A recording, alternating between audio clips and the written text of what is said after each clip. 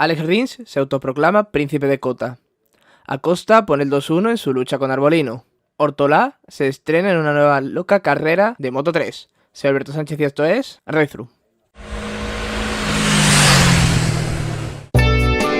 Apasionante y accidentado Gran Premio de las Américas que vivimos este fin de semana pasado en el circuito de Austin, Texas. Un gran premio que nos dejó certezas en algunas categorías, dudas en otras e incluso alguna que otra sorpresa. Aunque sin duda la categoría más sorprendente este fin de semana fue la de MotoGP, una categoría que arrancaría el fin de semana con la noticia del regreso de Miguel Oliveira a la pista. El piloto portugués, que se vio involucrado en aquel accidente provocado por Marc Márquez en el Gran Premio inaugural, es el primero de los 4 pilotos que sufrieron alguna lesión en ese Gran Premio que regresa al campeonato. Y es que los otros 3, tanto Marc Márquez como Pol Espargaró como Enea Bastianini, tuvieron que ser sustituidos en este Gran Premio por Stefan Bradal en el caso de Marc, Jonas Folger en el caso de Pol Espargaró, un Folger que es piloto probador de KTM y que regresa al Mundial 6 años después, y Michele Pirro en el caso de Bastianini. Como ya he dicho, esta fue la categoría más sorprendente y fue por un nombre en particular, el de Alex Rins, que sin duda fue la gran sorpresa ya no solo de la carrera sino de todo el fin de semana, pues siempre se mostró en las posiciones altas, mientras que el resto de Honda sufrían. Eso sí, en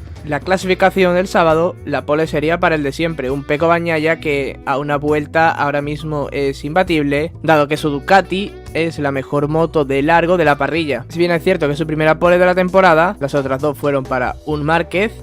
en Portugal y Alex en Argentina, pero estamos viendo un Bagnaia muy consistente que termina siempre en esa primera línea. Otro piloto al que estamos viendo fuerte en estas clasificaciones es a Luca Marini, que en este caso vuelve a ser tercero, justo por detrás de un sorprendente, como ya hemos dicho, Alex Rins, que rozó la pole durante cierto tiempo. Y es que sorprende sobre todo visto el rendimiento del resto de Hondas, puesto que ninguna fue capaz de acercarse ya no al propio Rins, sino a la Q2. Y es que parece que estamos ante un circuito que se ajusta como anillo al dedo a Alex Rins, al igual que sucede con Marc Márquez. Y es que ya no solo en la clasificación de los libres, sino que en la carrera sprint también lo vimos ahí arriba. Eso sí, no pudo hacer nada contra un Pecco Bagnaia, que suma su segunda victoria en una carrera sprint y se posiciona como el gran dominador de estas. Eso sí, Rins no dio nunca su brazo a torcer y para sorpresa de todos consiguió mantener esa segunda posición y mantenerse relativamente cerca de Pecco Bagnaia hasta las vueltas finales en esta carrera corta, cuando se esperaba que su rendimiento fuera decayendo una vez pasadas las primeras vueltas. Por eso que se da por hecho que esa Honda no iba a ser tan competitiva como para mantenerse en los puestos de cabeza. No fue así, también la caída de Alex Márquez justo por detrás, que cortaría el grupo, le permitió escaparse junto con Bagnaia, sumar así su primer podio en una carrera corta. Las que por el contrario no fueron una sorpresa sino una decepción fueron las VR46, y es que después de que Luca Marini subiera por primera vez al podio entre comillas en la carrera sprint de Argentina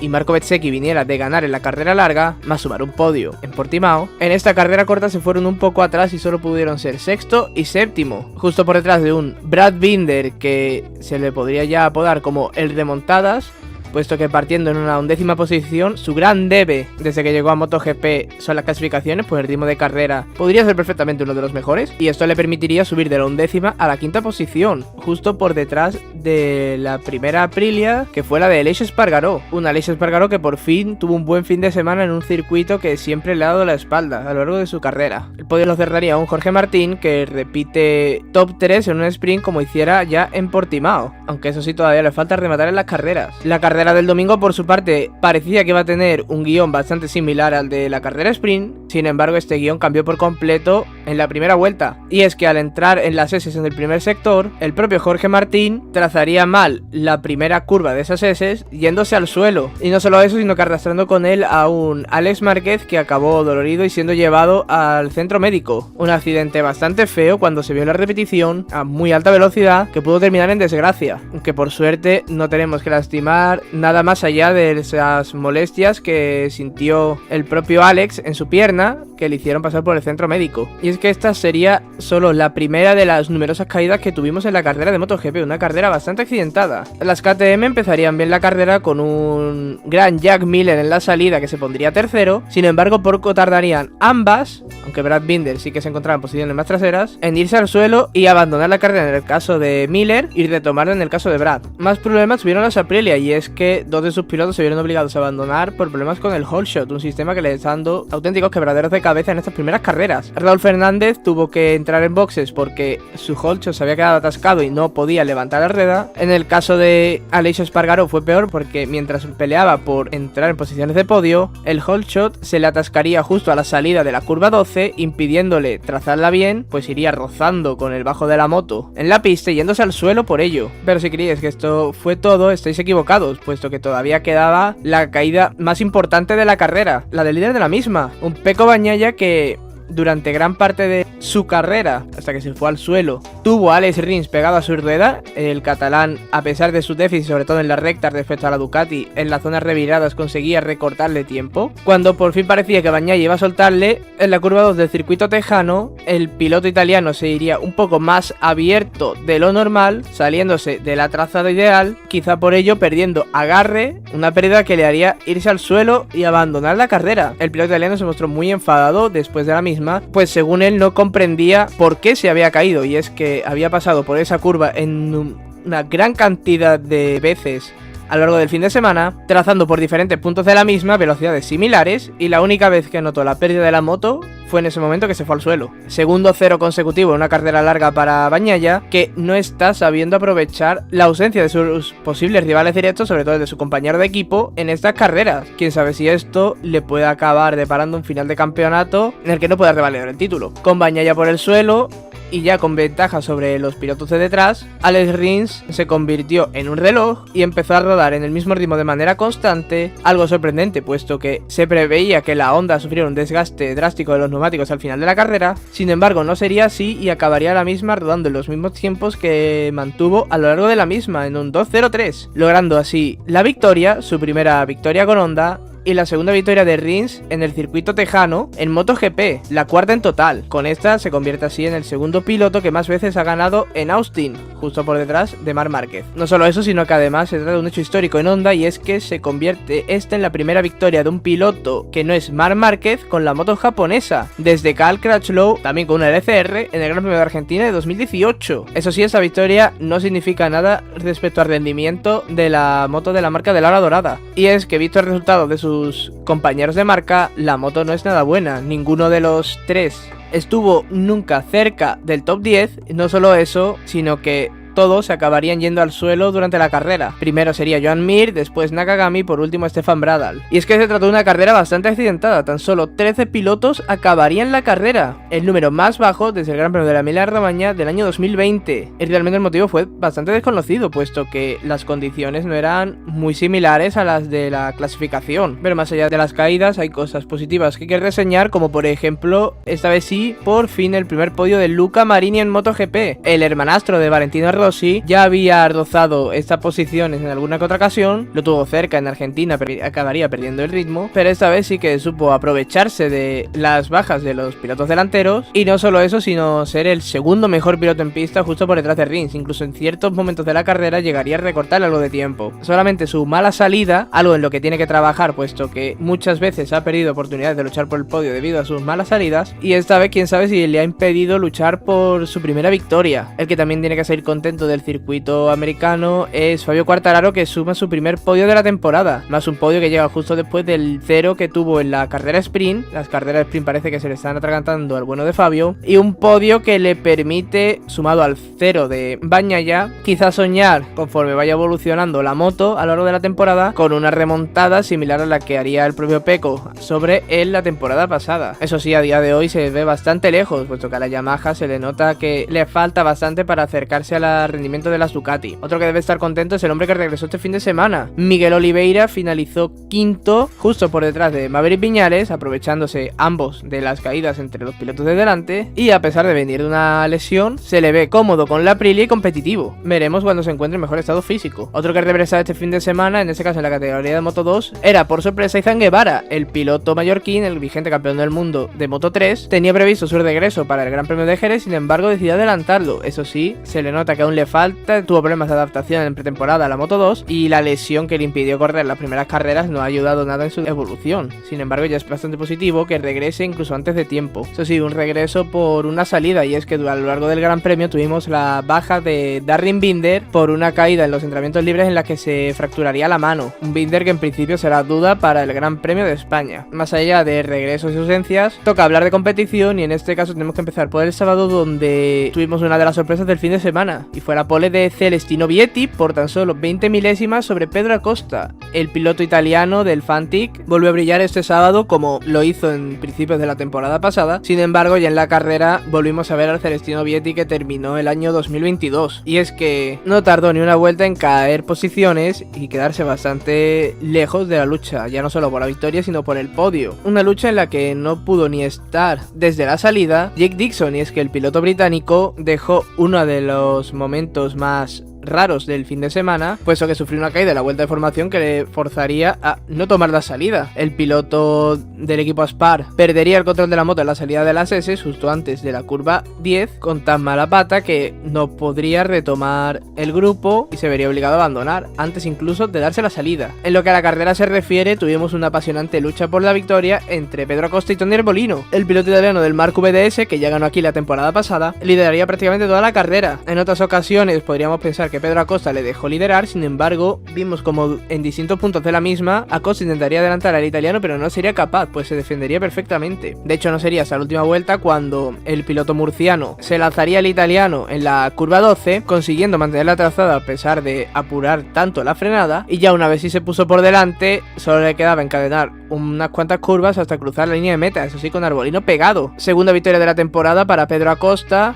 que pone el 2-1 en su marcador particular respecto a Tony Arbolino. Un Tony Arbolino que eso sí no se ha bajado del podio en lo que va de temporada y que nos deja claro que son los dos principales aspirantes al título, al menos de momento. Ya vimos que la temporada pasada lo que ocurrió en el primer tramo de la misma no tuvo nada que ver con lo que acabaría pasando al final. Si en MotoGP tuvimos problemas con el tema de las caídas, en Moto 2 fue con la primera marcha, y es que a lo largo de la carrera vimos numerosos errores en la curva 12 con pasadas de frenada provocados por un salto en la caja de cambios de la segunda marcha a punto muerto cuando querían bajar rápidamente a primera. Lo vimos con Pedro Acosta en un punto de la carrera en la que llegó a ponerse primero y casi se intentaba escapar, y lo vimos sobre todo con un Alonso López que al principio de la carrera estuvo peleando con Arbolino y con Acosta y que debido a este problema se fue varias veces largo, incluso en la zona de las S llegó a tener un susto espectacular que por poco acaba en el suelo y que no se sabe cómo acabó salvando, y un problema que sobre todo tuvo al final de la carrera cuando veíamos constantemente como el piloto madrileño se iba largo en esa curva durante 3 o 4 vueltas consecutivas, lo cual le impediría luchar por la tercera posición, una tercera posición que estuvo peleada hasta prácticamente la última curva, y es que tuvimos un final de carrera dramático por esa última plaza de podio. Fermín Aldeguer, el compañero de Alonso, iniciaría la última vuelta en tercera posición, parecía más cerca que nunca ese primer podio para el piloto murciano. Sin embargo, un toque con Aaron Canet en la curva 13 después de que el propio piloto castellonense se fuera largo intentando adelantarle en la curva 12 provocaría que ambos fueran adelantados por un sorprendente Jeremy Alcoba que realizó su mejor carrera en la categoría de Moto 2 y que se le vio muy cómodo. También serían adelantados por Philippe Salac y Bob Snyder, y cuando las cámaras de meta ya enfocaban la entrada de Arbolino y de Acosta, mantuvieron el plano viendo como por detrás de repente aparecía de la nada Bob Snyder por delante de Jeremy Alcoba, que se encontraba tercero, recordemos, en la curva 14, y sería el piloto neerlandés del Pertamina Stop and Go el que cruzaría la meta en esa tercera posición cuando inició la vuelta sexto, sumando así su primer podio en Moto 2, el segundo en su carrera tras el que sumaría en 2016 en Moto 3, el primer podio de un piloto neerlandés en la categoría intermedia de Moto 2, en un movimiento sobre Jeremy Alcoba que no sería captado por las cámaras. Un piloto que estuvo durante mucho tiempo metido en esa lucha por el podio, que pinta a ser una de las grandes sorpresas de la temporada, fue Barry Baltus, el piloto belga. Su segunda temporada en la categoría intermedia parece cada vez más adaptado a su Calex y en esta ocasión se le vio bastante competitivo. Sin embargo, una caída a la salida de la curva 9 mientras se encontraba en ese grupo que peleaba por la tercera posición le impediría luchar por ese primer podio que finalmente se acabaría llevando el bueno de Bo. Hablábamos al principio del regreso de Izan Guevara. Otro piloto que regresaba, aunque ya lo intentó en Argentina sin llegar a consolidar ese regreso, fue Ai Ogura. El piloto japonés disputó su primera carrera tras esa lesión que le obligó a perderse toda la pretemporada temporada. El piloto de Idemitsu intentaría regresar en Argentina, sin embargo, tras la clasificación no se encontraba cómodo y con las condiciones de lluvia prefirió no arriesgar. Y en su ocasión, aunque no se le ha visto tan competitivo como siempre, por lo menos ha llegado a sumar un punto que le puede venir bien moralmente. Sin embargo, parece que podemos estar hablando de uno de los descartes en esa lucha por el título. Una lucha por el título cada vez más cerrada en Moto 3 para dos pilotos, Moreira y Holgado. Una categoría, la de Moto 3, en la que volvemos a tener presente a los pilotos sustitutos que dieron la sorpresa en Argentina, tanto David Almansa sustituyendo a Kelso como Andrea Miño sustituyendo a Felón, pero que sin embargo no dieron ni por asomo el mismo rendimiento que dieron en Termas. El sábado tuvimos un nuevo poleman esta temporada, y es que tras dos poles consecutivas de Ayumu Sasaki, en esta ocasión la pole sería para Jaume Massiá. Eso sí, el piloto japonés sería segundo. Se trata de un buen circuito para Jaume, y es que no solo ganaría aquí el año pasado, sino que ya sería segundo en 2019 y cuarto en 2021. La primera línea acertaría un Iván Ortolá, que acabaría siendo el nombre del fin de semana. El domingo nos encontramos con una situación similar a la que viviríamos posteriormente en Moto 2 con Jake Dixon, y es que otro piloto británico, en este caso Joshua Whatley, también se caería en la vuelta de formación, y aunque en este caso sí conseguiría levantar la moto, esta tendría tantos años que se vio obligado a entrar en boxes antes incluso de darse la salida. Una carrera, la de Moto 3, que iniciaría con un susto en la primera parte de la vuelta 1, en la entrada de las S, en el que Iván Ortolá se acabaría yendo hacia atrás en la tabla clasificatoria. Y es que el piloto del Angelus partía tercero y llegaría a rodar 20º durante esa primera vuelta, lo cual acabaría dando inicio a una épica remontada. Se trató esta de una típica carrera de Moto 3 en la que el grupo delantero era bastante numeroso y en la que contamos con algunos nombres sorprendentes. Y es que a pesar de ser un circuito desconocido para ellos, los rookies plantaron cara. Tanto David Salvador como David Alonso o José Antonio Rueda rodaron durante toda la carrera en el top 10, finalizando en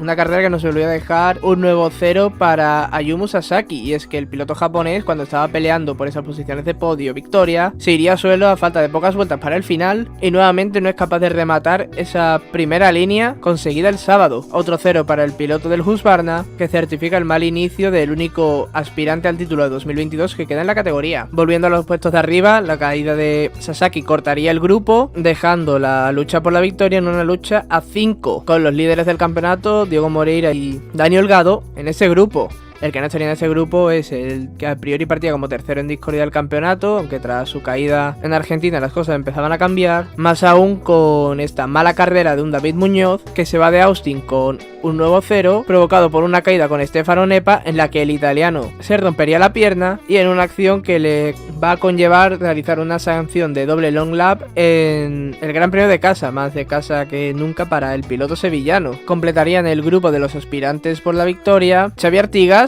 el piloto del CF Moto, que está realizando un gran inicio de temporada, que además llegaba a Austin sin su estratega, pues por diversos problemas con la documentación no pudo ingresar en Estados Unidos. Jaume Massiá, que a pesar de tener un inicio complicado, salía en la pole pero perdió pronto esa posición de privilegio, conseguiría remontar en el grupo y meterse en ese pequeño grupo de 5 tras la caída de Sasaki. Y la gran sorpresa del fin de semana, Iván Ortolá, que después de realizar una gran remontada desde la 20ª posición conseguiría colarse en ese grupo de los escapados. Es que no solo sería capaz de meterse en ese grupo de los escapados, sino que sería el piloto más rápido de todos ellos y acabaría ganando la carrera, estrenándose de esta manera por todo lo alto. Pues se trata no solo de su primera victoria, también la primera victoria de su equipo, del Angelus, su primer podio, y todo ello tras remontar desde la 20ª posición. Un nuevo nombre a sumar en la lista de ganadores españoles en el Campeonato del Mundo, y que de esta manera presenta candidatura a luchar por el título a final de temporada. Jaume Massiá, que tras llegar a rodar quinto durante la última vuelta, demostraría que este circuito se le ajusta perfectamente al piloto valenciano, terminaría segundo tras un adelantamiento a Diego Moreira en la última curva. Moreira, que también peleaba con Ortolá por esa primera victoria, y que el adelantamiento de Massiá para ser segundo provocaría que no solo perdiera esa posición, sino que además Xavi Artigas adelantara al piloto brasileño, echándole del podio por tan solo 20 milésimas. Gracias a esto, Dani Holgado, que terminaría quinto, sale de Austin manteniendo el liderato tras 3 carreras, cerrando así un fin de semana en el Campeonato del Mundo de MotoGP, que dice adiós a Austin y que tendrá que esperar 2 semanas para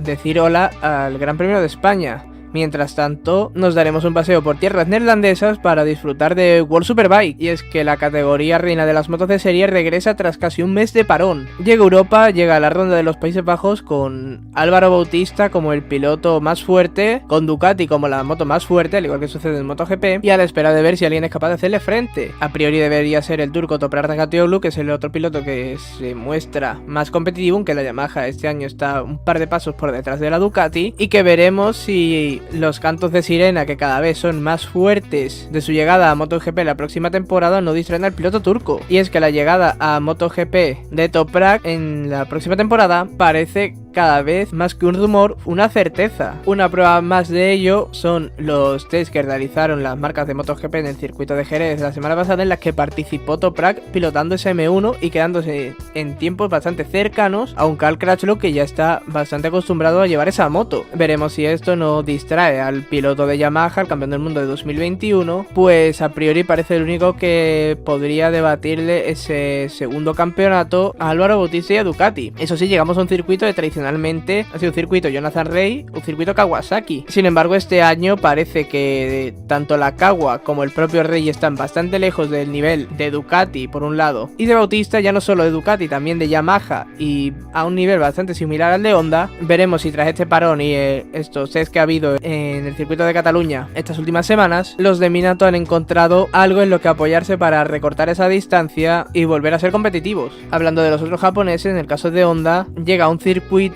en el que ya el año pasado fueron competitivos y Gale Kwona sumaría su primer y hasta ahora único podio en la categoría, y este año parece que la Honda es un poquito mejor a la del año pasado. Veremos si no es capaz de dar la sorpresa nuevamente. Un circuito que trae novedades, y en este caso es en el debut por fin del único piloto rookie que faltaba por hacer su estreno. Bradley Ray, el piloto británico, el campeón del campeonato británico de Superbike, hará su debut con la Yamaha y con el Motos Racing en el circuito neerlandés, y es que tanto él como su equipo solo disputarán las citas europeas del campeonato del mundo de Superbike. Veremos si esta ausencia de grandes premios por parte de Ray, no así de Tess, que sí los ha disputado todos, le pesan a la hora de la verdad. Eso lo podremos observar a partir del próximo viernes, con los primeros libres que se disputarán a las 10:30, mientras que los libres 2 tendrán lugar a las 3 de la tarde. Entramos ya de lleno en horario europeo. Sábado 9 de la mañana libres 3, con la Superpole, la clasificación a las 11:10, y la primera carrera del fin de semana, la carrera 1, a las 2 de la tarde. Por su parte, el domingo tendremos el warm-up nuevamente a las 9 de la mañana, la Superpole Race se disputará a las 11:10, mientras que la segunda carrera a la larga del fin de semana, la carrera del domingo, tendrá lugar a las 2 de la tarde. Veremos si en este circuito no tan propicio para Ducati sigue siendo aún así la marca italiana la más fuerte, y sobre todo en el caso de Álvaro Bautista, un circuito en el que ya sabe lo que es ganar con Ducati y del que puede salir muy reforzado, sobre todo de cara a la siguiente ronda, la ronda ya de casa. Solo veremos la semana que viene, hasta entonces a seguir dando gas.